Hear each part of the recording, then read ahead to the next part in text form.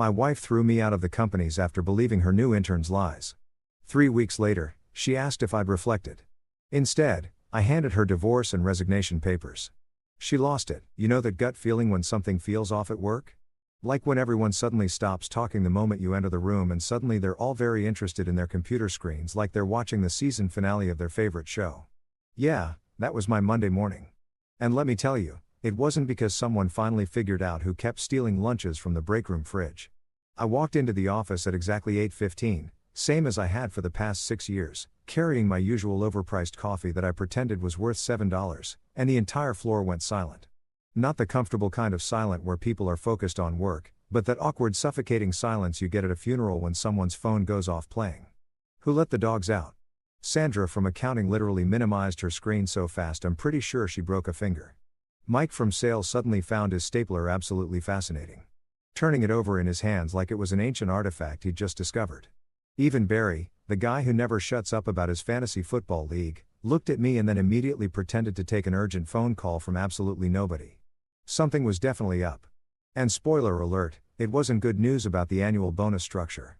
I made it to my desk, which sat in that weird middle zone between the executives and the regular employees, a physical representation of my entire existence at this company.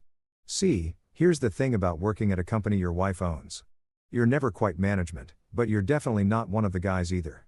You're like Schrodinger's employee, simultaneously privileged and screwed, existing in a quantum state of workplace awkwardness that would make HR textbooks weep.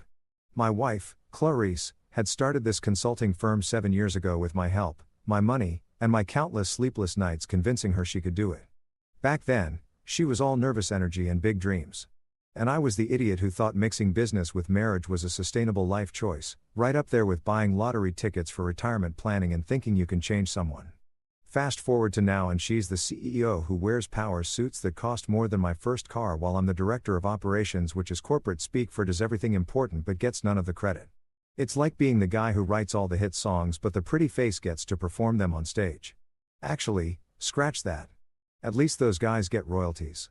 I barely sat down when my desk phone rang. Internal line extension 0001. That was Clarice's office. And when your wife, who's also your boss, calls you at 8:17 in the morning, you're either getting promoted or about to have the worst day of your professional life.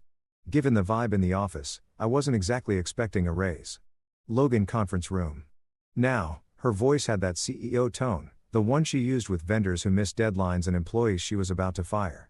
The fact that she was using it on me, her husband of 8 years, should have been my first clue to just walk out right then and start my new life as a surf instructor in Costa Rica. But no, I'm a glutton for punishment. So, I walked to the conference room like a man heading to the gallows, except the gallows was made of tempered glass and had a smartboard nobody knew how to use properly. I opened the door and there they were, the entire HR team looking like they were auditioning for a courtroom drama on basic cable. Janet from HR had her "I'm so sorry this is happening" face on, which is basically her resting face, but with more sympathy eyebrows. Marcus, her supervisor, was doing that thing where he shuffles papers to look busy and important. And sitting at the head of the table like she was about to launch a hostile takeover of my dignity was Clarice, my wife, looking at me with the warmth of a tax audit. But the real kicker, sitting right beside her, looking like he'd just won Employee of the Month at the Gap, was Jasper, the intern. The 22-year-old kid who'd been with us for exactly 6 weeks and still asked where the bathroom was twice a day. The guy who thought Synergy was the name of a wellness supplement and probably believed Excel was an energy drink you bought at gas stations. That Jasper Logan, Clarice said, folding her hands on the table in that way that meant business. Bad business. We've received serious allegations regarding your conduct. I blinked. Conduct? The most scandalous thing I'd done lately was microwave fish in the break room. And even then, I'd apologized profusely and opened all the windows. What conduct could they possibly be talking about? Jasper cleared his throat, and I swear to God, he had the audacity to look wounded like a puppy that had been kicked. If that puppy was a manipulative little weasel who couldn't write a proper email to save his life. Mr. Harrison, Janet began using my last name like we hadn't shared 7 Christmas parties together. Jasper has reported that you've been deliberately sabotaging his projects and undermining his work because you feel threatened by his talent and fresh perspectives. I'm sorry. What? Threatened by Jasper? The kid who asked me last week if PDFs were like a Microsoft thing and once scheduled a meeting for 30 a.m. because he didn't understand military time. That Jasper. I'd spent the last 6 weeks fixing his mistakes, teaching him basic professional skills, and preventing him from accidentally insulting clients with his overly casual emails that read like text messages to his frat brothers. I laughed. I couldn't help it. The absurdity of the situation hit me like a freight train made of irony and stupidity, and I just laughed. A genuine belly laugh that echoed through the conference room. Bad move. Terrible move, actually. Career-ending move, as it turned out.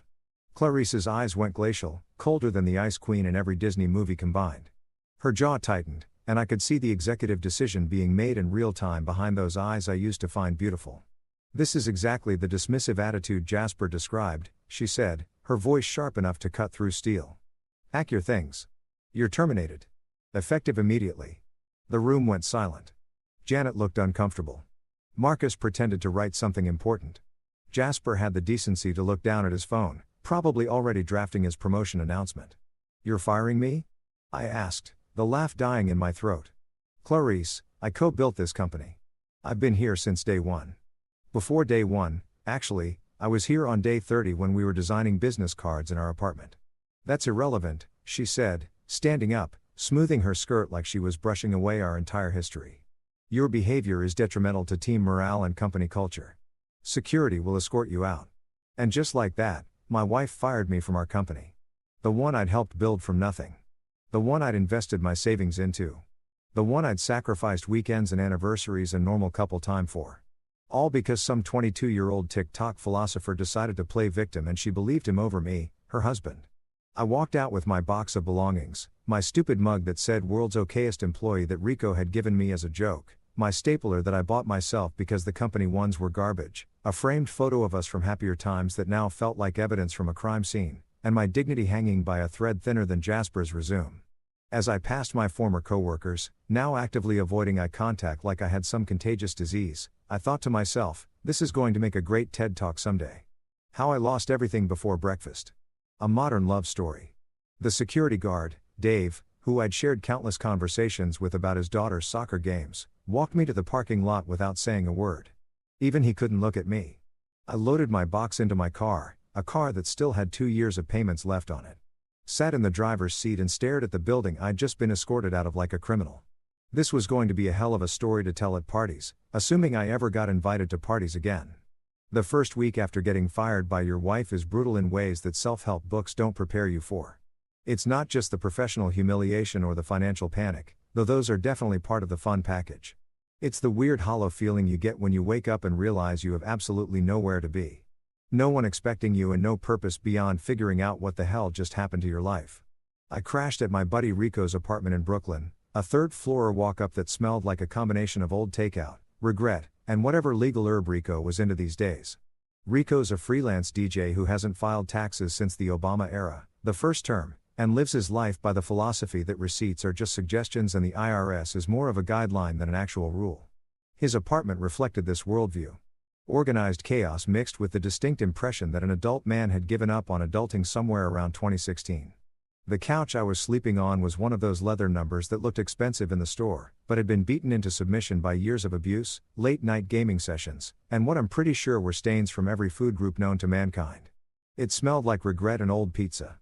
Specifically that pizza you order at 2 a.m. when you're drunk and think extra garlic knots are a good life choice. But hey, beggars can't be choosers when it comes to upholstery. And I was definitely in beggar territory. Rico was cool about the whole situation, which is to say he didn't ask too many questions and kept his liquor cabinet well stocked. Mikasa es sukasa, bro. He'd said when I showed up at his door at 9 p.m. on a Monday with my pathetic box of office supplies and a face that screamed, my life is a dumpster fire. He'd taken one look at me, grabbed the box, and pointed to the couch. The remote's somewhere under the cushions. There's beer in the fridge that's probably still good. And we don't talk about feelings until at least Wednesday. House rules. Every night that first week, I replayed the boardroom scene in my head like some kind of masochistic film critic watching the worst movie of my life on repeat. Clarice's cold eyes, Jasper's fake wounded expression, Janet from HR, and her sympathy eyebrows. The way Clarice had said effective immediately, like she was ordering lunch instead of ending my career and our marriage in one efficient corporate power move. The betrayal wasn't just professional, though. Getting fired sucked in its own special way. It was personal. Deeply personal. The kind of personal that makes you question every decision you've made since puberty.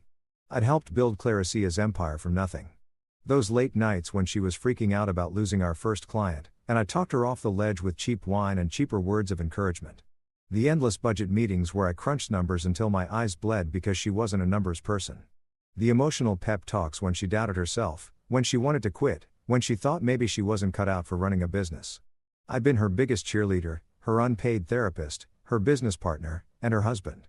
And one clueless intern with delusions of competence had taken it all away with a few well-placed lies. Meanwhile, Jasper was probably updating his LinkedIn profile right that very second. Successfully restructured upper management and improved workplace culture through effective communication and leadership. The kid was 22 and had the self-awareness of a golden retriever at a tennis ball factory. But sure, he was a leadership expert now. I bet he even added conflict resolution to his skills section right next to proficient in Microsoft Word and can use a stapler. By Wednesday, I'd made the mistake of scrolling through social media, which is universally recognized as a terrible idea when you're already feeling like garbage. But I did it anyway because apparently I hate myself. Instagram was a nightmare parade of my former life. There was Clarice at some charity gala wearing a dress that cost more than Rico's monthly rent, smiling that winning smile she reserved for clients and cameras. And right there beside her, looking like he'd just won prom king, was Jasper in a suit that probably came from his dad's closet. The caption read, "Great talent deserves recognition. So proud of our team's innovation and fresh perspectives.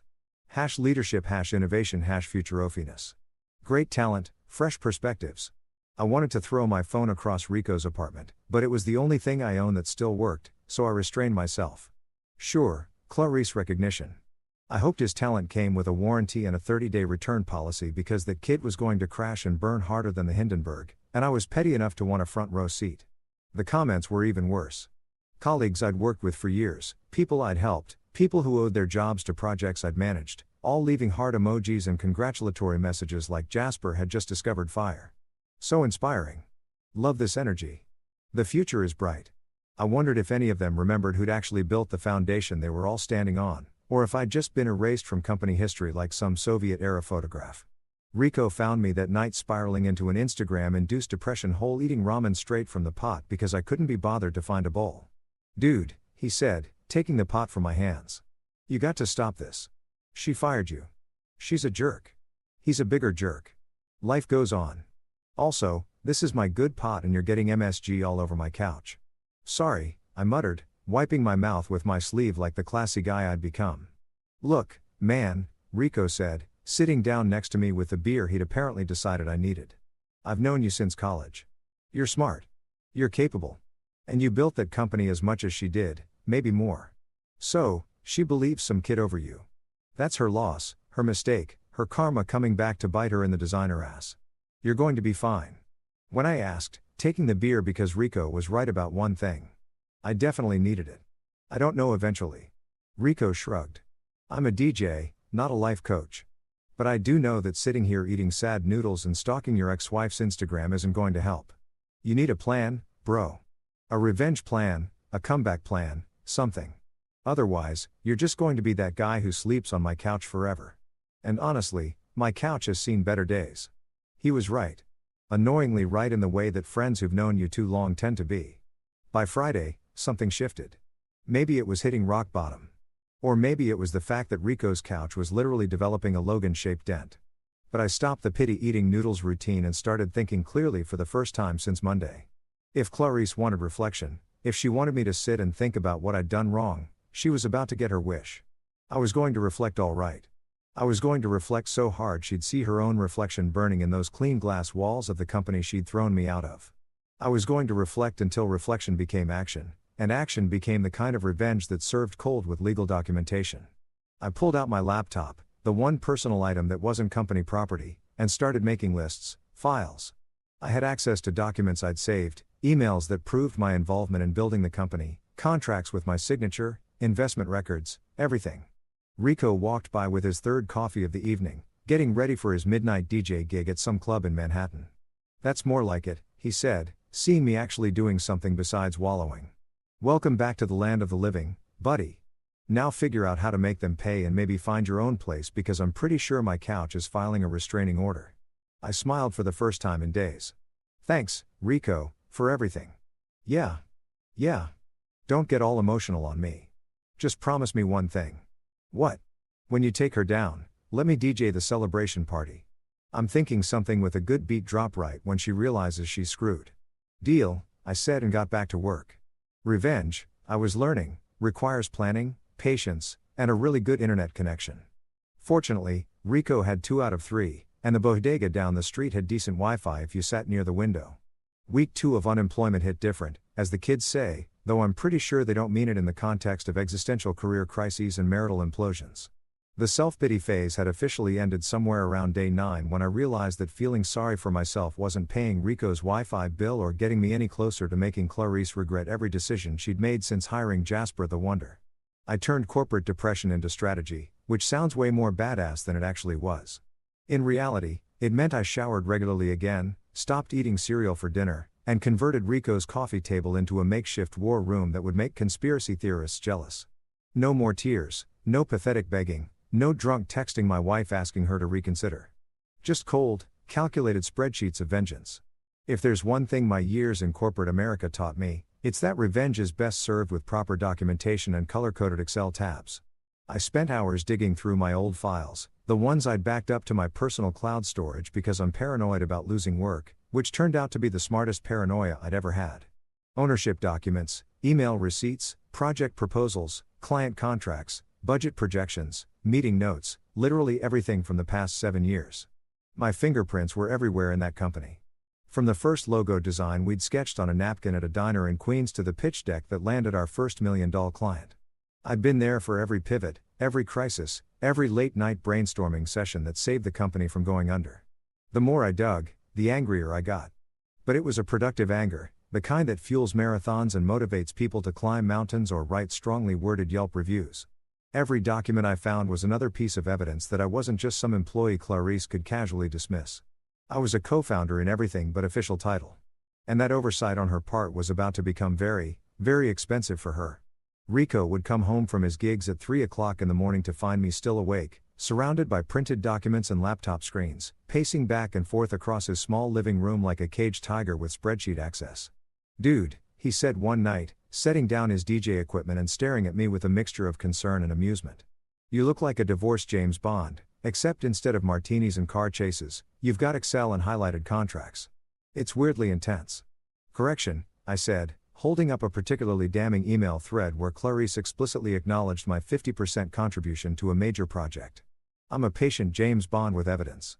Bond got revenge with gadgets and explosions. I'm getting mine with documentation and contract law. Much more civilized." "That's the nerdiest thing you've ever said. And I once heard you explain cryptocurrency for 45 minutes, Rico replied, grabbing a beer from his fridge. "But I respect it. You're like if John Wick was an accountant. Very specific set of skills, very boring to watch, but somehow still intimidating." He wasn't wrong. I'd become obsessed with building an airtight case, not just for my own satisfaction, but because I knew Clarice. She was smart, ruthless when it came to business, and had probably already consulted with her own lawyers about protecting herself from any blowback. If I was going to come at her, I needed to come correct, as the saying goes, with every receipt and every piece of evidence documented, cross-referenced, and ready to present to someone who could actually do something with it. That's when I remembered Amamira. Amamira Hassan was a lawyer friend from my college days back when we were both young and stupid and thought we could change the world with good intentions and student loan debt. She'd gone to law school while I'd stumbled into the corporate consulting world, but we'd stayed in touch over the years through occasional happy hours and the kind of friendship that survives on memes and birthday texts. More importantly, she specialized in employment law and business disputes and had a reputation for being absolutely ruthless in depositions. She once made a CEO cry during a settlement negotiation, and rumor had it she'd framed the tissue he used as a trophy in her office. I called her on a Tuesday afternoon, mentally preparing my pitch. Amamira was successful, busy, and probably had better things to do than help her old college buddy with his messy divorce/raffle termination situation. The phone rang 3 times before she picked up. "Logan Harrison," she said, and I could hear the smile in her voice. "Either you're calling to finally take me up on that investment opportunity in my cousin's food truck, or something spectacularly bad has happened in your life. I'm guessing option B based on the fact that you're calling at 2 p.m. on a Tuesday, which is when normal employed people are at work." "Your guess is correct," I said, diving right in. My wife fired me from the company we built together because a 22-year-old intern accused me of sabotaging his projects, which is ridiculous because the kid can barely work the copy machine without creating an office hazard. There was a pause, then Amira burst out laughing. The kind of genuine, uncontrollable laughter that made me realize how absurd my situation actually sounded when said out loud. "I'm sorry," she managed between laughs. "I'm not laughing at your pain. I'm laughing at the sheer audacity of that scenario. Your wife, who is also your boss, fired you because of an intern. An intern? Does this intern have superpowers? A trust fund? Blackmail material? What am I missing here?" "Apparently, he has youth, enthusiasm, and fresh perspectives," I said, unable to keep the sarcasm out of my voice. "Also, he's probably sleeping with her, but I can't prove that yet." That's more of a gut feeling based on the way she defended him and the fact that he's suddenly appearing in all her social media posts like he's her new accessory. "Oh, honey," Amira said, her lawyer voice kicking in. "You don't need to prove an affair for what I'm thinking. Your wife threw you out of a company you helped build because of some kid with delusions of competence. That's not just wrongful termination. That's a business dispute waiting to happen. Tell me you kept records. Please tell me you're not calling me empty-handed." "I have everything," I said, looking at my carefully organized piles of documents, emails, contracts, financial records, project files, client correspondence. "My fingerprints are on every major decision the company made for 7 years.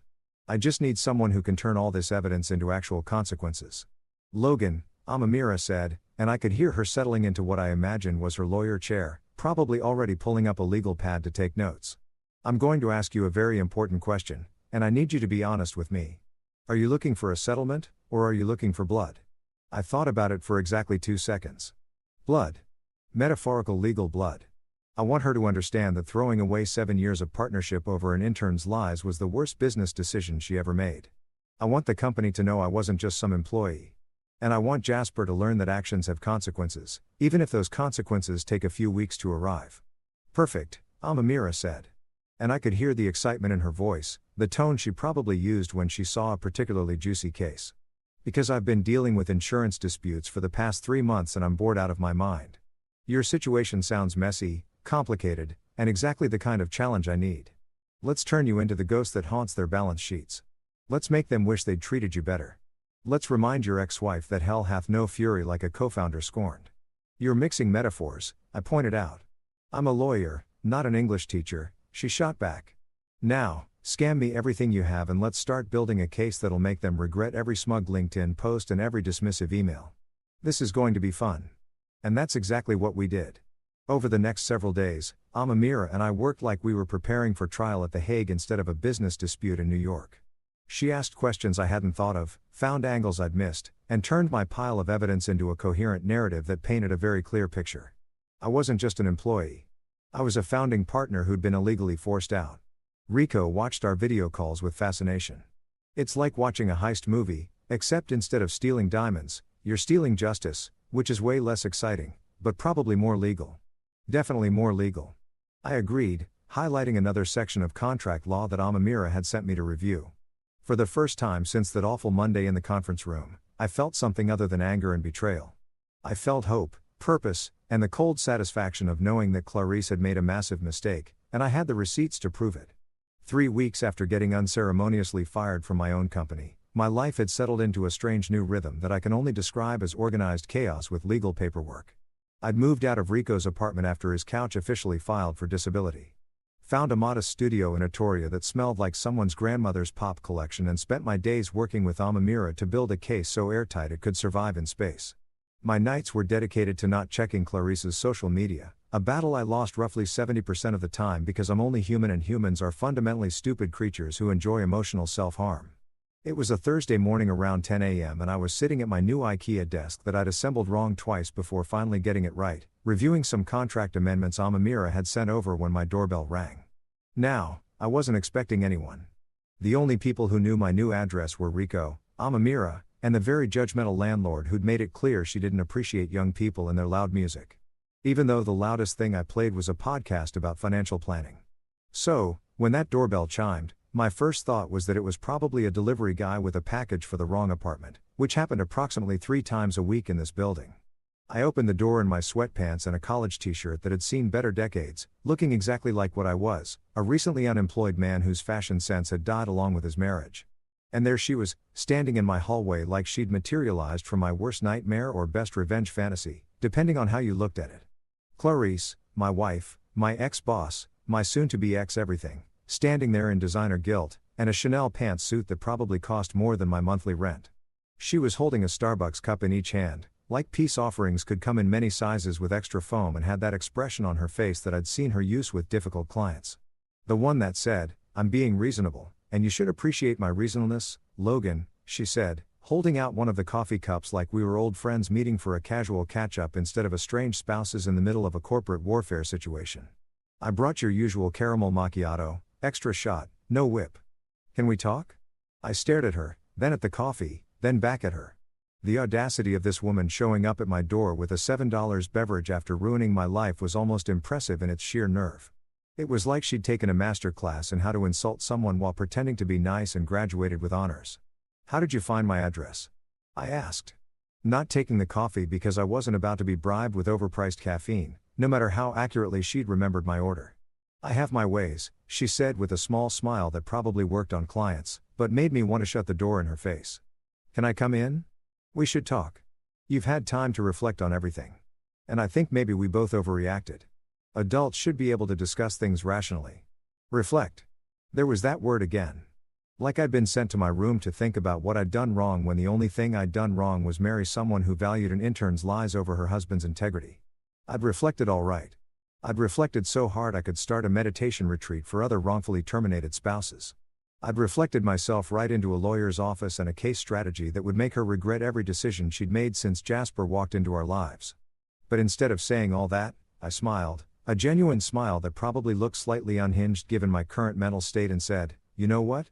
You're absolutely right. I have had time to reflect. Come in."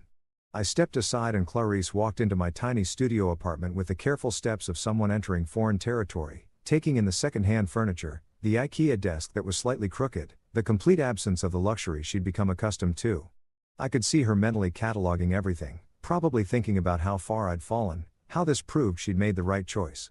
The coffee cups were still in her hands, props in whatever performance she'd planned. "Nice place." She lied because Clarice was nothing if not professionally polite even when she was clearly thinking the opposite. "Cozy." Cozy is real estate code for smaller than a parking space. "But sure, let's go with that," I said, closing the door behind her. "You said you wanted to talk, so talk. Tell me why you're here, Clarice, because I know it's not just to deliver overpriced coffee and comment on my living situation." She set both cups down on my wobbly coffee table, another IKEA special that I definitely assembled wrong, and turned to face me with that CEO expression she wore in board meetings. "Logan, I think we both said things we didn't mean. The situation got out of hand. Maybe I was too hasty in my decision. You're talented. You know the company inside and out. And I think if we could just sit down and talk through what happened, maybe we could find a way forward for both of us." Translation: the company was probably struggling without me.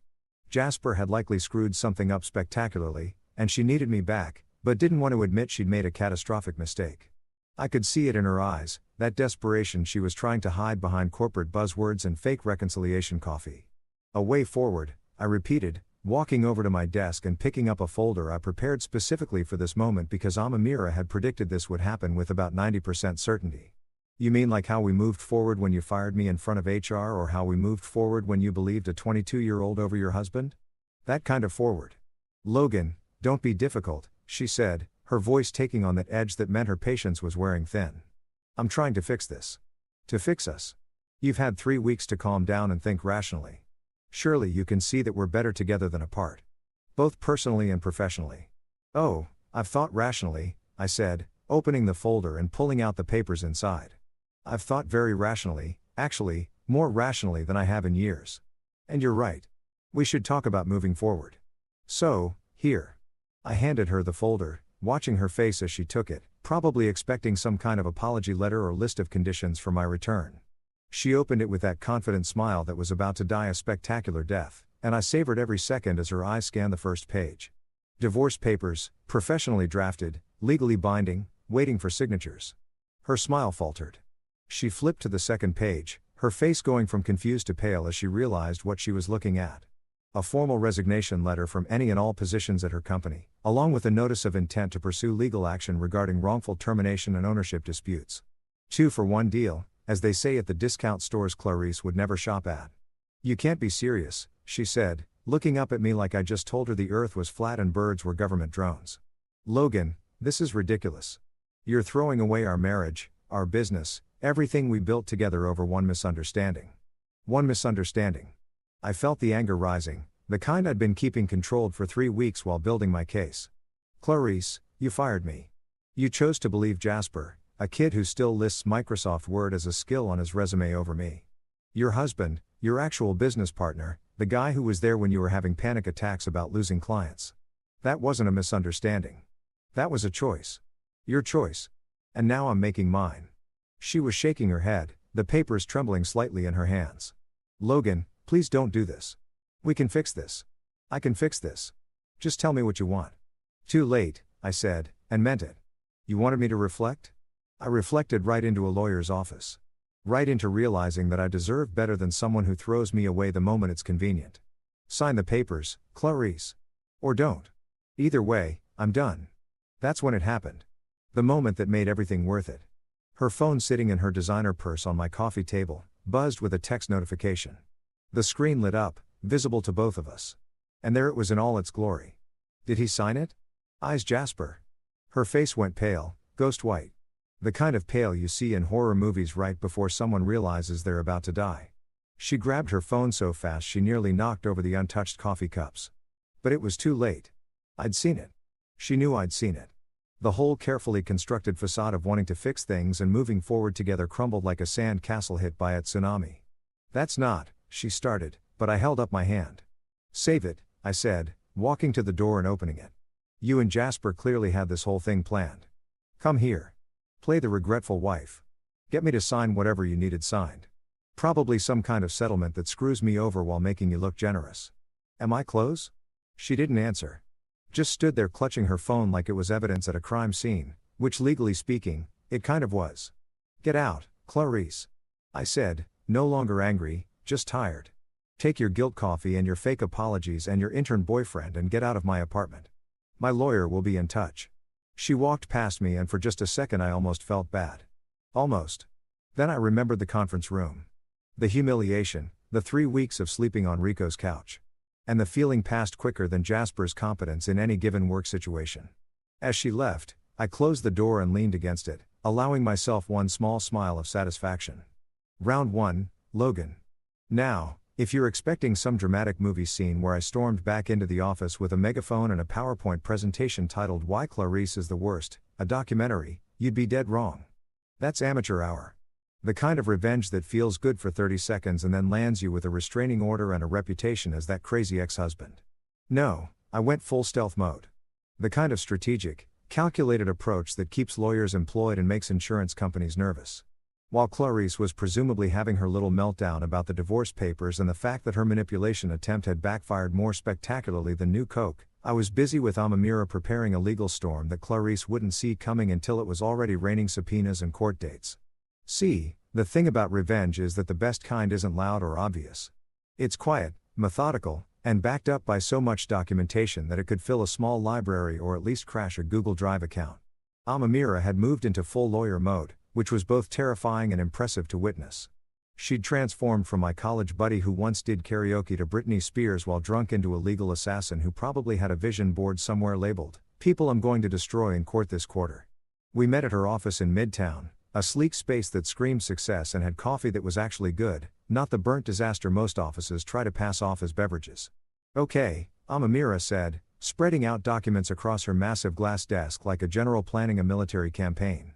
"Here's what we've got. Your ex-wife, in her infinite wisdom and complete lack of legal foresight, quietly restructured the company about 8 months ago to make herself the sole decision maker and primary owner. Very subtle, very sneaky, very much the kind of thing people do when they're planning to screw someone over eventually. 8 months ago, I interrupted doing the math in my head. That was right around when Jasper started his internship. She was planning this. Either that or she just wanted more control. And your firing was opportunistic." Amamira shrugged, tapping her pen against a particularly damning contract. Either way, here's the beautiful part. She restructured on paper, filed some forms, probably paid some expensive consultant to make it all look legal and official. But, and this is a big but cannot emphasize this enough, your signature is still on several original contracts, partnership agreements, incorporation documents, intellectual property filings, the works, which means her sole ownership isn't so solo after all. It's like she tried to remove you from a group photo, but forgot you're also in the background of every other picture. I leaned forward trying to understand the legal implications while also enjoying the schadenfreude of knowing Clarice had screwed up. So what does that mean in normal person English? It means, Amira said with a smile that would make sharks nervous, that she doesn't actually own the company outright. You have legal grounds to claim partial ownership, possibly up to 50% depending on how good the judge's mood is and how badly her lawyers fumble their arguments. She tried to erase you from the company history, but legally, you're still written into the foundation. You can't just white out someone from business contracts like they're a typo in a high school essay. That's the best news I've heard since the barista spelled my name right at Starbucks, I said, feeling actual hope for the first time in weeks. It gets better, Amira continued, pulling up something on her laptop and turning it to face me. Remember how you said you helped secure most of the major clients? I've been going through the contracts you provided and your name appears on approximately 78% of all initial client agreements as the primary contact or negotiator. That's not just evidence of your involvement. That's proof that the company's success is directly tied to your work. Any judge with half a brain is going to see that you weren't just some employee she could fire on a whim. You were integral to the business operations. I sat back, letting it all sink in. 3 weeks ago, I'd been sitting on Rico's couch, eating sad noodles and questioning my entire existence. Now, I had a legal case that could potentially destroy everything Clarice had tried to build without me. It felt good, really good. The kind of good that probably makes therapists concerned, but whatever. I'd deal with my moral ambiguity later. So, what's our next move? I asked, ready to do whatever it took. We file, Amira said simply. We file a claim for partial ownership. We file for wrongful termination. We file for damages, both monetary and reputational. And we file so many motions that her legal team will need to hire additional legal teams just to keep up with the paperwork. We're going to bury her in litigation, Logan. Not because we're mean, but because it's justified, and also a little bit because we're mean. While we were planning our legal assault, my phone buzzed with a notification that I'd stupidly not turned off. Instagram, because apparently I'm a glutton for punishment and emotional masochism. I almost ignored it, but something made me check. Probably the same instinct that makes people slow down to look at car accidents. It was Jasper. Of course, it was Jasper because the universe has a sick sense of humor and enjoys my suffering. He posted a picture of himself at a coffee shop looking thoughtful and philosophical in that way that 22-year-olds think makes them look deep, but actually makes them look constipated. The caption read, "Some men can't handle strong women. Growth means leaving toxic people behind. #BossLife #no IU worth #moving forward." I stared at my phone, reading the caption 3 times to make sure I wasn't hallucinating from stress and too much legal coffee. This kid, this absolute muppet of a human being who probably still had his mom doing his laundry, was posting inspirational quotes about strong women and toxic people like he was Oprah instead of an intern who'd been employed for 6 weeks and had the professional skills of a potato. "You okay?" Amira asked, noticing my expression, which had probably gone from neutral to homicidal in about 3 seconds. "Jasper just posted on Instagram," I said, turning my phone to show her. "Apparently, I'm the toxic one who can't handle strong women. Me, the guy who spent 7 years building a business with his wife. I'm toxic. Not the intern who lied to get me fired, but me." Amira read the caption and I watched her jaw clench in that way. That meant she was adding this to her mental list of grievances to use in court. You know what? I'm adding defamation to the list of potential claims. That's borderline liable if anyone connects those dots to your situation, which they will because corporate circles are smaller than people think. Is that legal? I asked, not entirely sure how social media posts factored into legal battles. Let me worry about what's legal, Amira said, making a note on her legal pad and handwriting that looked like organized chaos. You just keep collecting evidence of their stupidity, and I'll turn it into billable hours and courtroom gold. Over the next several days, we worked like possessed people, preparing our filings with the kind of attention to detail that would make obsessive-compulsive people proud. We documented everything. Every contribution I'd made to the company, every client I'd brought in, every late night and weekend I'd worked, every financial investment I'd made from my own pocket, every email that proved my involvement, every contract with my signature, every single piece of evidence that showed I wasn't just an employee, but a founding partner who'd been illegally forced out based on false allegations from an intern with delusions of competence. Amira put together a legal brief that was basically a novel-length documentation of Clarice's mistakes, complete with exhibits, appendices, and footnotes. It was beautiful in a very nerdy, legally aggressive way. We filed for partial ownership recognition, claiming 50% based on my initial investment and ongoing contributions. We filed for wrongful termination with evidence of the false allegations. We filed for damages including lost wages, reputational harm, and emotional distress because apparently you can put a dollar amount on. My wife believed Intern over me. And now I have trust issues. Full receipts, Amira said, organizing the final documents into neat folders that would be delivered to the courthouse and Clarice's legal team simultaneously. Every email, every contract, every contribution, every lie they told. We're not just fighting back, Logan. We're building an airtight case that proves you were essential to that company's success and that removing you was both illegal and stupid. How long until she knows what's coming? I asked, signing my name on what felt like the Hunt document. The papers will be served tomorrow morning, Amira said, checking her watch. So, probably about 12 hours until her lawyer calls her in a panic and about 13 hours until she realizes she made a very expensive mistake. I'm going to enjoy this. Is that bad? I feel like I should feel bad about enjoying this, but I really don't. That makes two of us, I said, signing the last page with a flourish that felt unnecessarily dramatic but satisfying. We weren't just preparing a legal case. We were preparing a reckoning, the kind that comes with court dates and legal fees, and the slow, dawning realization that actions have consequences, even when you're a CEO with designer suits and an inflated sense of your own infallibility. Clarice wanted me to reflect. Well, she was about to see her own reflection in every legal document we were about to file, and it wasn't going to be pretty. The day I walked back into that company exactly 4 weeks and 2 days after being escorted out like a common criminal who'd been caught stealing printer paper, the atmosphere was so thick with tension, you could have cut it with a knife, or at least with one of those fancy letter openers executives keep on their desks to look important. People stopped mid-stride in the hallways. Coffee cups frozen halfway to mouths, conversations dying faster than my marriage had. They looked at me like I was a ghost or worse, an ex-husband with legal documents and a vendetta, which was significantly more terrifying than any supernatural entity. Sandra from accounting actually dropped her phone when she saw me walking through the lobby with a mirror at my side. Both of us dressed in business attire that screamed, "We mean business and also we have lawyers." Mike from sales pretended to be very interested in a potted plant. Literally turning his entire body to face a decorative ficus like it was the most fascinating thing he'd ever seen. Even Barry, the fantasy football guy who never shut up, managed to keep his mouth closed for once in his life, which was honestly kind of miraculous. The board meeting had been requested by Amira through official legal channels, which is lawyers speak for. We're coming whether you like it or not, and you have to let us in or it looks bad in court. Clarice had no choice but to agree, probably after her own lawyers told her that refusing would be admitting guilt or at least admitting that she had something to hide, which she absolutely did. The meeting was scheduled for 10 a.m. in the main conference room, the big one with the glass walls and the fancy table that cost more than most people's cars. The room where major decisions were made and apparently where marriages went to die.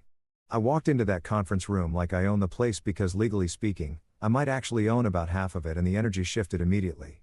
The board members were already seated, looking uncomfortable in that way people do when they know they're about to witness either a spectacular resolution or a complete disaster with no middle ground in sight. There was Gerald, the CFO, who'd always liked me, but also liked his paycheck more.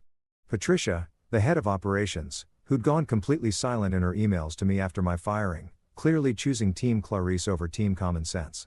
And Marcus from HR, the same Marcus who'd sat quietly during my termination, probably practicing his "I'm just following orders" defense for later. And there, sitting at the head of the table like she still owned the entire world and everyone in it, was Clarice. She looked tired, which gave me a small amount of petty satisfaction that I'm not proud of, but also not sorry about. Her designer suit was impeccable as always, but there were slight bags under her eyes that even expensive concealer couldn't completely hide. The stress was getting to her, and good. About time she felt some of what I'd been feeling for the past month. 2 seats over from her, looking significantly less confident than his Instagram post suggested, was Jasper. He was wearing a suit that still looked like it came from his dad's closet. Too big in the shoulders and slightly too short in the sleeves, trying desperately to look professional and important. He had a notepad in front of him, a fancy pen that probably cost more than it should. And he was very obviously pretending to take notes while actually doodling what looked like planets or maybe just circles, because expecting actual note-taking aching from Jasper was like expecting a goldfish to file taxes. "Logan," Clarice said, her voice strained and professional, the tone she used when she was trying very hard not to show emotion. "I'm not sure what you hope to accomplish with this meeting, but I think you know exactly what we're here to accomplish," Amamira interrupted smoothly, setting her briefcase on the table with a satisfying thud that echoed through the conference room like a judge's gavel. "But let me clarify for everyone present. We're here to present evidence regarding Mr. Harrison's ownership stake in this company, his wrongful termination, and the various legal violations that occurred during said termination. Should be fun. Well, fun for us. Anyway," she pulled out folders, so many folders, each one carefully labeled and color-coded because Amamira was nothing if not organized in her destruction of people's lives. The board members leaned forward slightly, curiosity winning over corporate loyalty. Even Gerald looked interested, probably doing mental math about how this would affect his quarterly reports. "As you all know," Amamira began, opening the first folder with the kind of dramatic flair that lawyers must practice in law school. "Mr. Harrison was terminated 4 weeks ago based on allegations from an intern." She paused, looking directly at Jasper, who suddenly found his doodles very interesting. An intern who, according to his employment records, had been with the company for exactly 6 weeks at the time of his allegations, and whose primary qualifications include, let me check, enthusiasm and proficiency in Microsoft Office, which I'm told is now a skill people list on resumes. Someone at the end of the table, I think it was Patricia, made a sound that could have been a cough or a suppressed laugh. "Hard to tell, but I appreciated it either way." "What's your point?" Clarice interjected, her voice sharp with barely controlled anger. "Logan was fired for legitimate reasons. This is just a vindictive ex-husband trying to," this Amira said, pulling out a document and sliding it across the table toward the board members as proof of Mr. Harrison's initial capital investment in this company. $50,000 7 years ago when this company was just an idea and a dream. That's not an employee contribution, Mrs. Harrison. That's a founding partner investment." Clarice's face froze mid-blink like someone had hit pause on a video. The board members were passing around copies of the investment documents, and I could see the moment it clicked for each of them. Gerald's eyebrows went up. Patricia's mouth formed a small O of surprise. Even Marcus looked uncomfortable, shifting in his seat like he wanted to be literally anywhere else. "This is absurd." Clarice snapped, trying to regain control of the situation. "That was a personal loan, not an investment. We were married. Couples help each other financially." "Actually," Amamira said, her smile sharp enough to cut glass. "This is ownership law. Exhibit A through Z, and if it was a personal loan, as you claim, you would have loan documentation, repayment schedules, interest rates, literally any paperwork that proves it was a loan and not an investment. Do you have any of that documentation, Mrs. Harrison?" Silence. "Beautiful." Damning silence, Amamira continued, laying out document after document like she was dealing cards at the world's most aggressive poker game. "Client contracts with my signature, project proposals I'd written, email chains proving my involvement in major business decisions, patent filings with my name alongside Clarice's, financial records showing my ongoing contributions both in money and labor, well beyond what any normal employee would provide.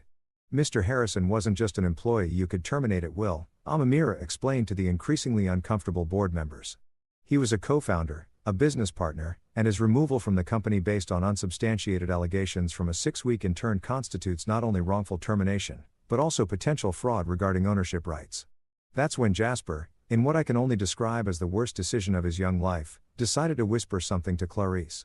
He leaned over, probably trying to be subtle, maybe trying to offer some kind of support or strategy. But Amamira's hearing was apparently superhuman because she turned to face him with the kind of look that makes people reconsider their life choices. "Hush, Junior," Amamira said, her voice sweet as poison honey. "Adults are talking.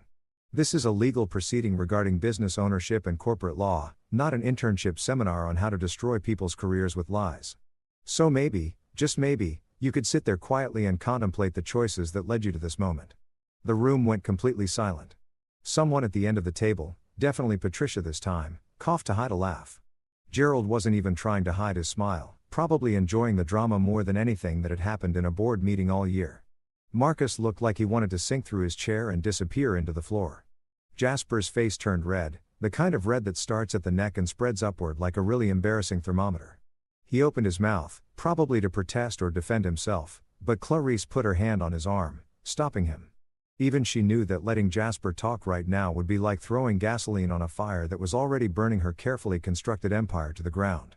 Clarice's empire, the one she tried to claim as solely hers, suddenly looked like a Jenga tower, missing too many blocks, wobbling precariously, and about to fall.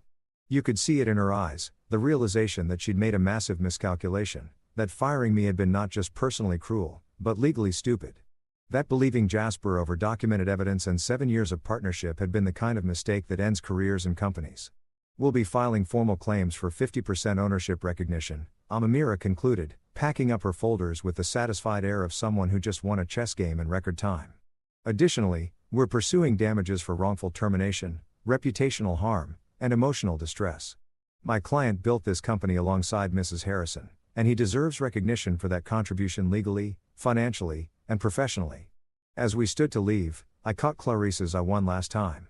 She looked broken, defeated, nothing like the confident CEO who'd fired me a month ago. And I wish I could say I felt bad about it. That seeing her like this made me regret the legal action, but I'd be lying.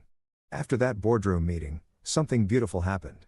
And by beautiful, I mean the kind of slow-motion disaster that you can't look away from, like watching an expensive vase fall off a table in Super HD. I didn't need to lift another finger. Didn't need to make another move. Didn't need to do anything except sit back with metaphorical popcorn and watch the consequences of Clarice's terrible decisions ripple through her company like a tsunami through a sand castle convention. Whispers spread fast in corporate environments, faster than actual news, faster than emails, faster than those rumors about who hooked up at the Christmas party. By the afternoon of our boardroom presentation, everyone in that building knew something major had gone down. The details were probably wrong, exaggerated, mixed with speculation and gossip. But the core message was clear. Logan Harrison wasn't just some fired employee. He was a co-founder with legal receipts, and the CEO had royally screwed up by throwing him out over an intern's lies. I know this because Rico, who has a network of people in various industries that would make the CIA jealous, started forwarding me messages from his friend who knew someone who worked in the building. Yo, did you really walk in with a lawyer and drop documents like you were serving subpoenas at a family reunion? One message read, everyone's saying the CEO's husband owned half the company and she fired him anyway. That's wild.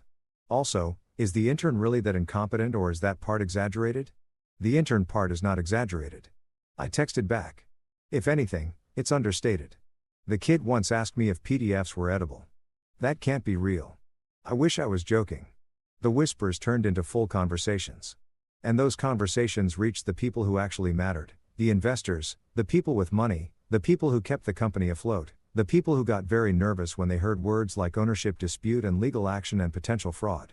Investors are like cats, easily spooked by sudden movements and loud noises. And nothing spooks investors quite like the possibility that the company they've invested in might be built on legally questionable foundations. I heard through my network, which was apparently still functioning despite my termination, that the board started having emergency meetings, not the scheduled calendar invite type of meetings, but the everyone drop what you're doing and get in here right now panic meetings that happen when something's gone terribly wrong. They were asking awkward questions, the kind Clarice probably didn't have good answers for. Questions like, so, who's actually in charge here? Is this ownership structure legally sound? And my personal favorite. Why didn't anyone tell us there was a co-founder we were unaware of? Gerald, the CFO who I'd always gotten along with, apparently grew a spine and started asking for documentation of everything. Every decision Clarice had made regarding the company structure, every termination, every restructuring, every single piece of paper that could potentially be used in court. He was covering his own ass obviously because CFOs don't stay CFOs by going down with sinking ships. But it had the beautiful side effect of making Clarice's life absolutely miserable. Patricia from operations who ghosted me after my firing suddenly started sending apologetic emails. Logan, I had no idea about the circumstances. One read, if I'd known the full situation, I would have spoken up. Can we talk? I deleted them without responding because Patricia had every opportunity to speak up during my termination and chose silence instead. Too little, too late, Patricia. Enjoy your sinking ship.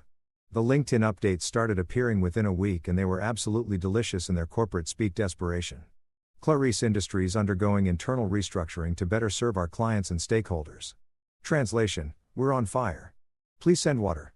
Also, if anyone wants to invest, we promise we're totally fine and definitely not dealing with massive legal problems. Excited to announce organizational changes that will strengthen our foundation. Translation, Our foundation was apparently built on lies and we're frantically trying to fix it before everything collapses. Committed to transparency and excellence during this transition period. Translation: we have no idea what we're doing, but we're hoping if we use enough buzzwords, people won't notice we're panicking. I just sat in my studio apartment eating actual popcorn because the metaphorical kind wasn't satisfying enough. Refreshing LinkedIn every few hours like I was watching a reality TV show. Except this reality show was my ex-wife's professional life falling apart in real time, and I had front row seats. The best part though, the absolute cherry on top of this shot in Freud's Sunday was what happened to Jasper. Remember Jasper? The intern who started this whole mess? The kid who thought he was hot and posted inspirational quotes about toxic people and strong women while having the professional competence of a potato with a LinkedIn account. Yeah, Jasper stopped showing up to the office. At first, nobody noticed because Jasper's contributions to the company were approximately zero. So, his absence had the same impact as removing a decorative plant from the lobby. But then word started spreading that he'd been reassigned to another department, which is corporate HR speak for hiding him in a closet somewhere and hoping everyone forgets he exists. According to my sources, and by sources, I mean Rico's friend's sister, who worked 2 floors down, Jasper had been moved to some back office position doing data entry or filing or something equally mindless that even he couldn't screw up too badly. They couldn't fire him outright without it looking like they were admitting he'd lied about me, which would strengthen my legal case. But they also couldn't keep him in his previous position because everyone now knew he was either a liar or incompetent or both. So Jasper got the corporate equivalent of being sent to his room. Still technically employed, still getting a paycheck, but completely removed from anything important or visible. His Instagram went quiet, too. No more inspirational posts about boss life or knowing your worth. Either someone with a functioning brain told him to shut up, or he'd finally realized that posting about his professional wisdom while being demoted to the equivalent of an HR broom closet was not the flex he thought it was. My phone buzzed one evening while I was enjoying this slow-motion corporate collapse. A text from Clarice. Can we please talk privately? Just you and me. No lawyers, no board members. We need to discuss this situation like adults. I stared at the message for a solid minute, debating whether to respond or just let it sit there unread like a desperate text from an ex at 2 a.m. The audacity of asking for a private conversation after everything, after the public firing, after the boardroom humiliation, after choosing to believe Jasper over me, was almost impressive in its sheer nerve. Before I could even formulate a response, my phone rang. Amamira, probably sensing through some kind of lawyer telepathy that Clarice was trying to circumvent proper legal channels. Did she just text you asking to talk privately? Amamira asked without preamble. How did you know? Because I just got an email from her lawyer asking the same thing. They're panicking, Logan. They want to settle before this goes any further. Before more investors pull out, before the press gets wind of the full story. They're hoping you'll agree to some quick private settlement that makes this all go away quietly. And what do you think I should do? I asked, even though I already knew the answer. I think you should let me handle it, Amamira said. And I could hear the smile in her voice. You hired a lawyer for a reason. Let me do my job, which is to make sure they don't try to lowball you or manipulate you into accepting less than you deserve. Trust me, whatever offer they make privately will be significantly less than what we can get through proper legal channels. So, I just ignore the text. You forward it to me as evidence that they're trying to negotiate outside of proper legal representation, which actually helps our case. And then you go back to enjoying the show. Your job right now is to do nothing, which coincidentally is what Jasper is doing in his new position, except you're doing it by choice and getting paid way better for it. I forwarded the text to Amamira and blocked Clarice's number, not out of anger, but out of practicality. Every conversation we had without lawyers present was a potential minefield, and I was done stepping on mines for people who'd already blown up my life once. Sure enough, within an hour, Amamira texted me. Her lawyer responded to my response. They want to discuss settlement terms. Translation: they know they're screwed and want to minimize damage. This is good for us. Very good. I sat back on my second-hand couch in my tiny studio apartment, considerably smaller and less impressive than the home I'd shared with Clarice, and smiled. The empire was crumbling, and I hadn't even needed to push it. I just pointed out that the foundation was unstable, provided documentation proving it, and watched gravity do the rest.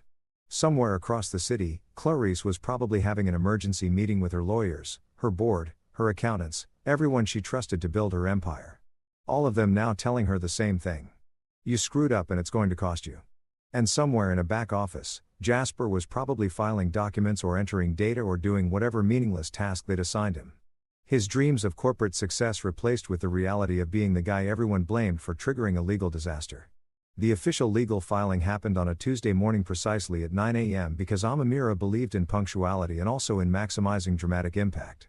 We filed for half of the company assets, half of the profit share going back 3 years, recognition as co-founder, damages for wrongful termination, and basically everything short of demanding Clarice's firstborn child.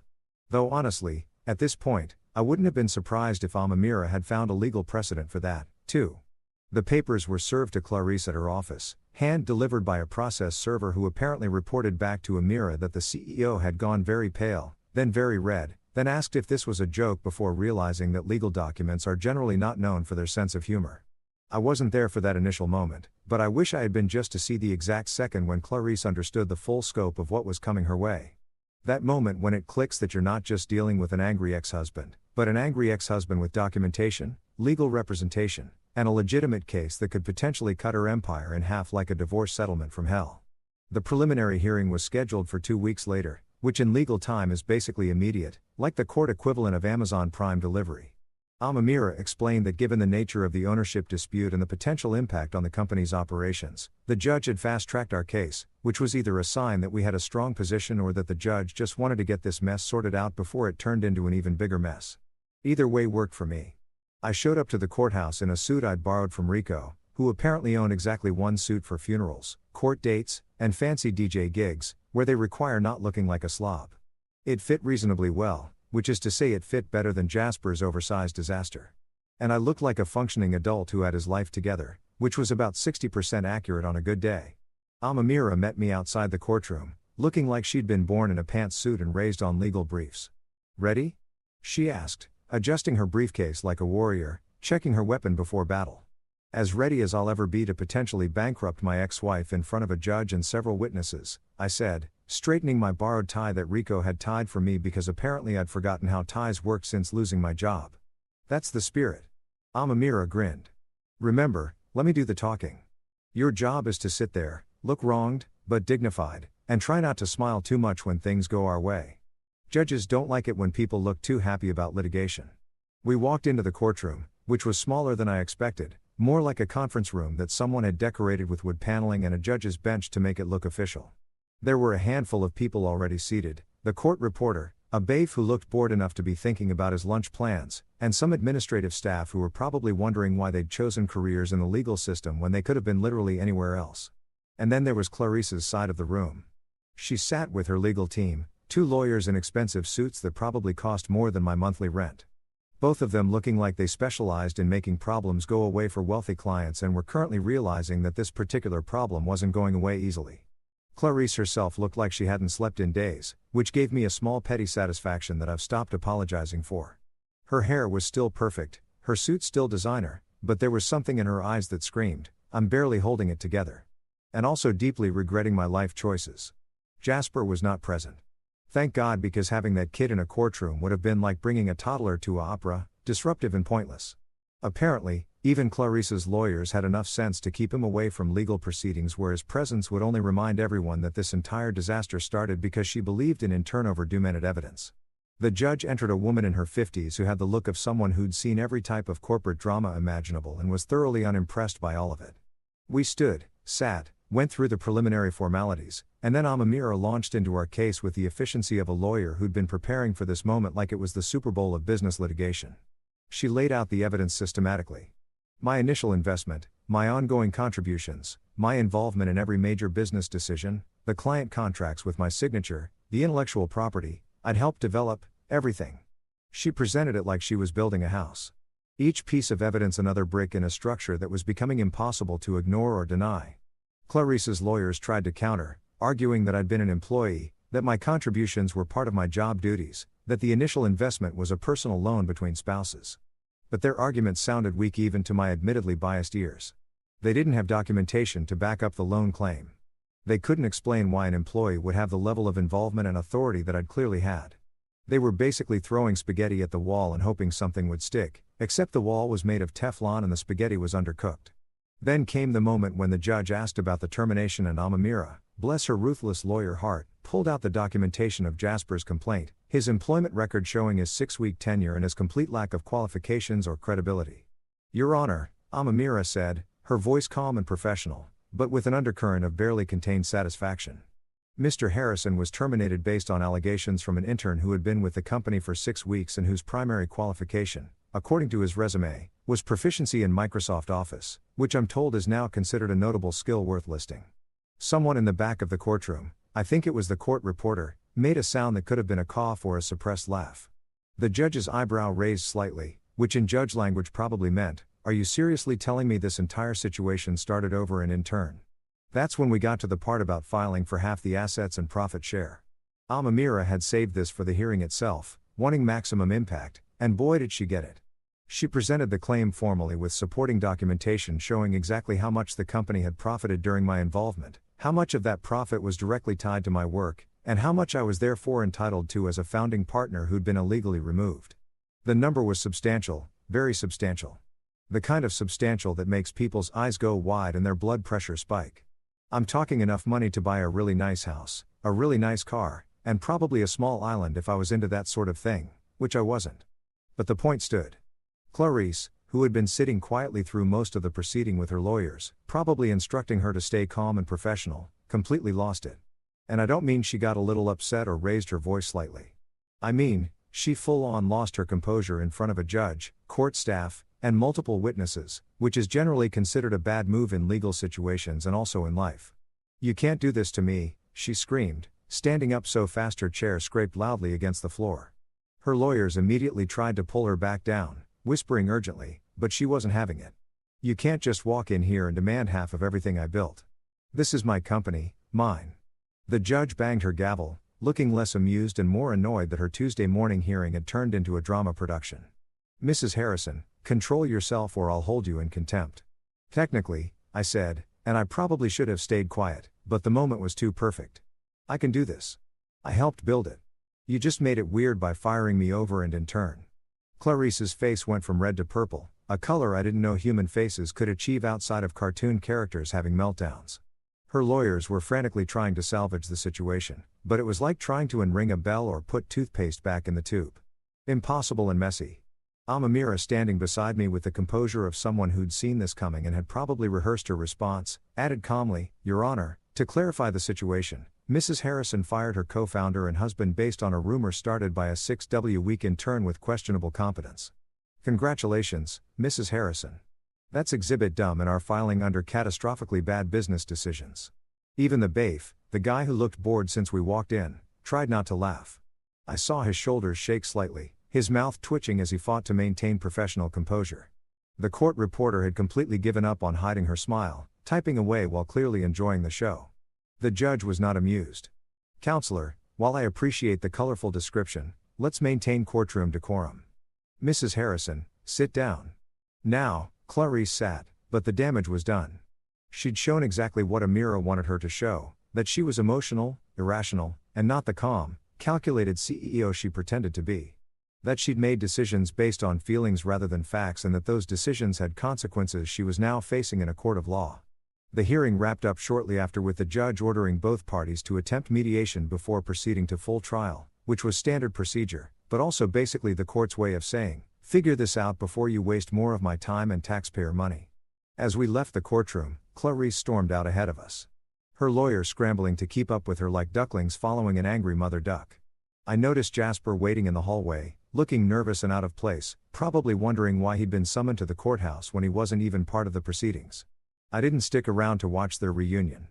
But 2 days later, I got a text from Marcus, the HR guy who'd witnessed my termination and apparently felt guilty enough to maintain some contact. "Dude," the text read. She threw a stapler at him in the office. "Multiple witnesses. He's filing an HR complaint.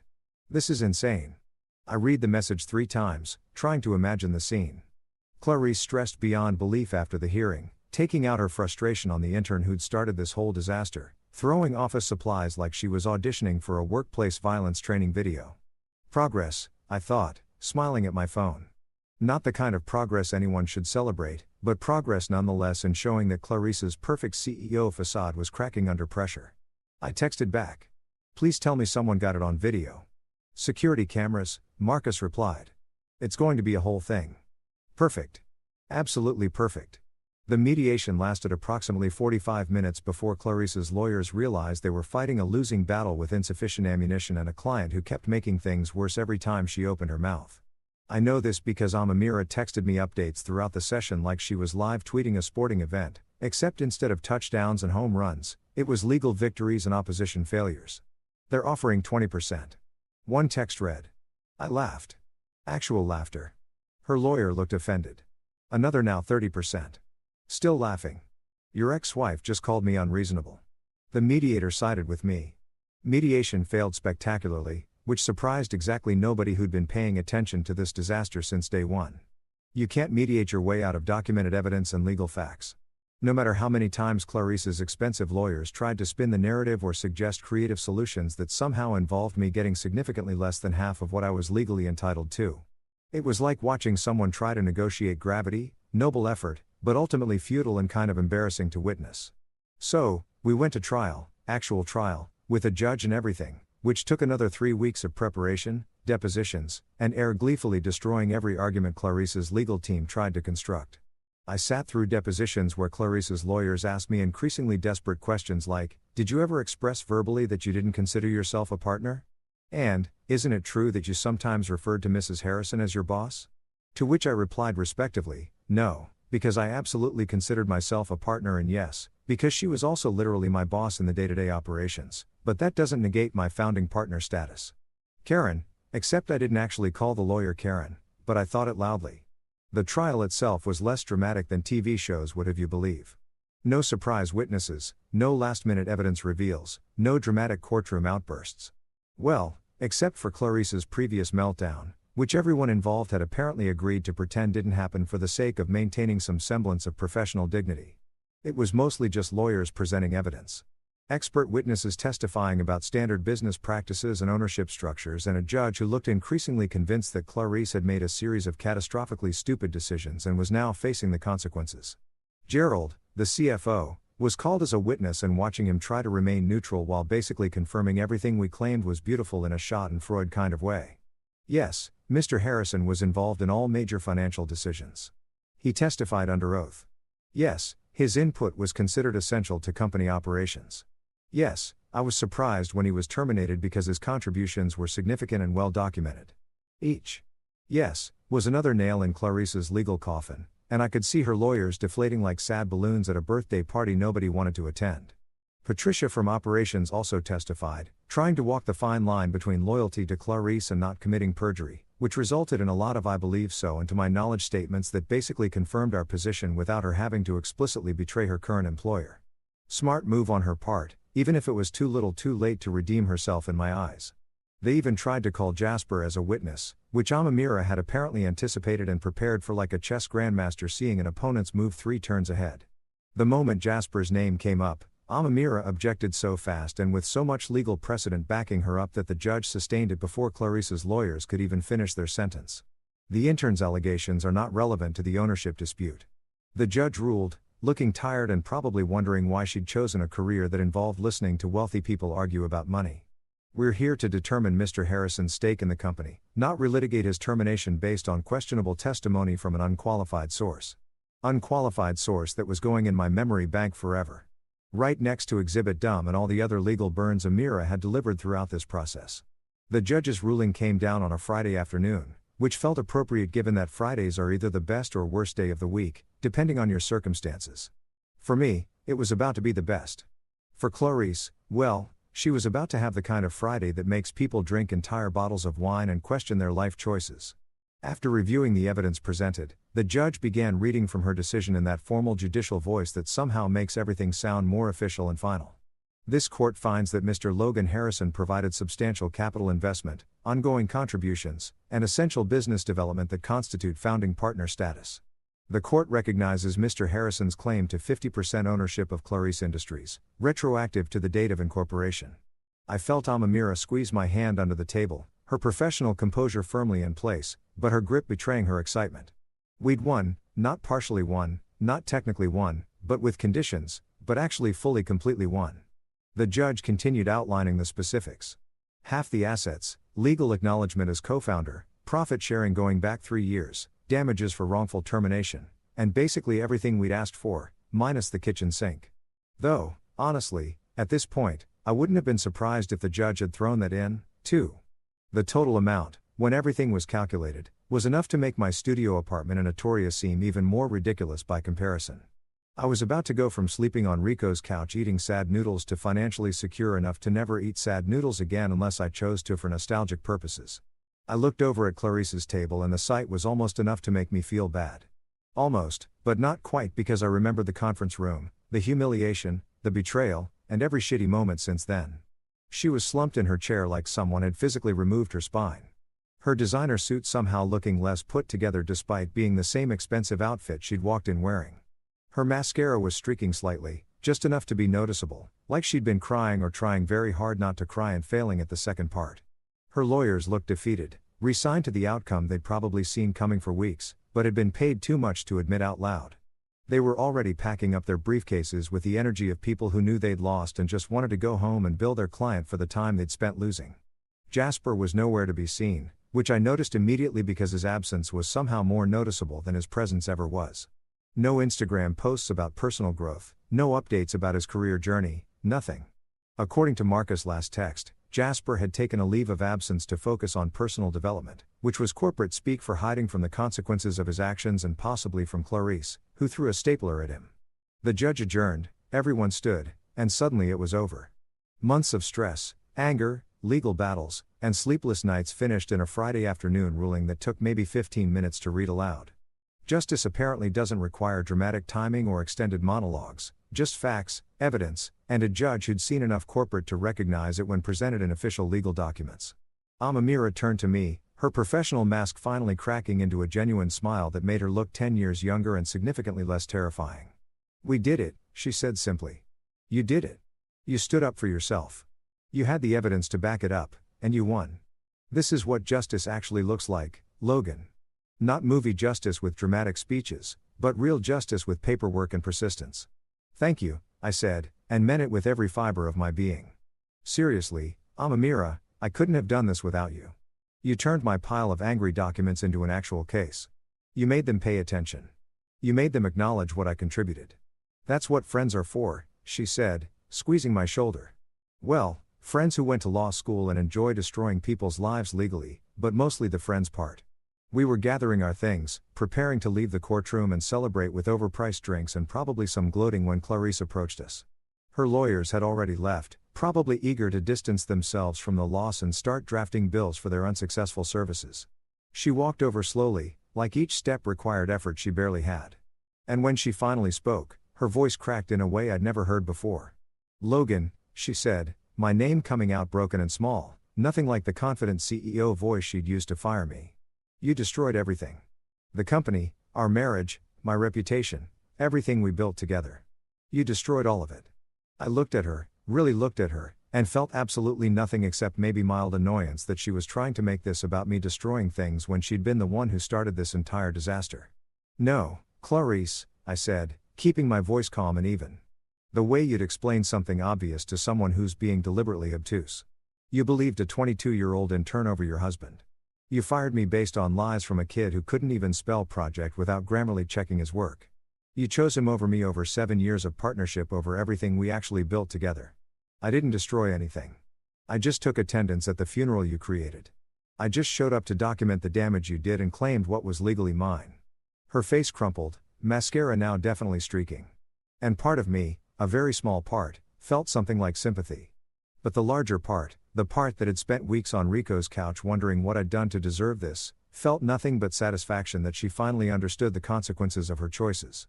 "But we could have worked it out," she whispered, one last desperate attempt at rewriting history. "We could have talked, compromised, found a solution that didn't involve lawyers and judges and destroying the company.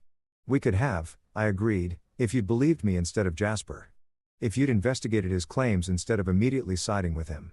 If you'd treated me like your partner instead of a disposable employee, but you didn't. You made your choice, Clarice. This is just me making mine." I walked past her, a mirror of following, and we left the courtroom without looking back. Behind us, I heard Clarice make a sound that might have been a sob or might have been just a sharp breath. But I didn't turn around to check. That chapter of my life was officially closed, sealed with a judge's signature and legal recognition of everything I'd contributed. As we exited the courthouse into the Friday afternoon sunshine, Amira pulled out her phone, probably to call her office or maybe to order celebratory drinks, but then she paused and looked at me with a mischievous grin. "You know what? You should start a consultancy for betrayed spouses. Seriously, help other people who've been screwed over by partners who believe the wrong people. You could call it Reflect and Collect since that seems to be the theme here. I'm only partially joking. I think there's actually a market for that." I laughed, genuinely laughed for the first time in months. Reflect and Collect. I love it, though. I feel like the target demographic is pretty niche. You'd be surprised. Amira said corporate betrayal is more common than people think. You could be the poster child for taking back what's yours with documentation and determination. Very inspiring, very marketable. I'll add it to my list of post-divorce career options, I said, right below surf instructor and above professional grudge holder. We walked toward the subway, the Manhattan afternoon bustling around us with people who had no idea that someone's life had just been legally validated and someone else's empire had just been legally dismantled. Just another Friday in New York. Just another court case. Just another story of consequences catching up with choices. But for me, it was everything. Weeks later, Claricia sold the office to cover her legal costs and settlement payments. The company we built together became a shell of its former self, downsized and struggling.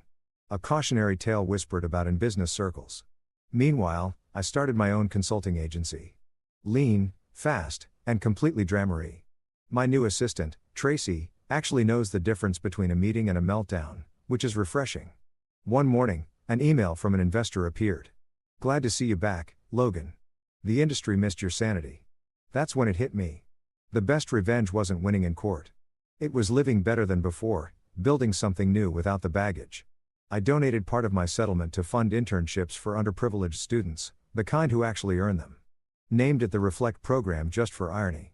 Every now and then I hear Clarice's name in business gossip, usually followed by lawsuit or HR scandal. I just sip my coffee and smile because when life throws you out over a lie, the only thing better than revenge is watching them trip over the truth you left behind. Sometimes karma needs a paper trail. And I provided the receipts.